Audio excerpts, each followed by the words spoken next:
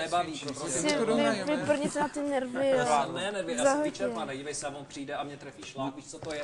Prosím tě, pojď mi si sadnout. No nesednu si prostě. On ještě přijde, on ví, že mě s tím vytočí a on přijde a jde mě pomalu poprosit dát sedu na jíst, jestli mě bude krmit s lžičkou. No je tohle možný? Kačko, řekni, jestli tohle je normální. Pojďte pryč, nechte ho tu. Jsi normální, co mi chodíš naučit, když jsem ti teď říkal, že tě nemůžu ani vidět? Naučit? Luizi, Nemůžu tě ani vidět, Luizi, běž pryč a nestůj nade mnou. A nesměj se mi očima. Luizi, běž pryč ode mě. A zase stojíš, ty seš neskutečnej tyran. Luis, prosím tě, neprovokuj, víš, že neoznačuj, že se na něj. Protože chcem, aby jsme si... Ale já si s tebou nesednu už nikdy. Rozumíš tomu kýzlu? Mně to je úplně Protože jedno. mě seš odpornej, chápeš Mně to je to? úplně jedno, čo som. No tak jo, ale já si s tebou Hovorím ti- nesednu, já ti sednu na náboženství. Mě to nezajímá, jestli já tam tě budu počujem, sednout. nemusím. Nech to neprovokuj mě, běž pryč ode mě. Já tě Teď neprovokuju. zadní dva pod tebou. Hovorím ti- Běž do prdele, ty vole. Běž pryč.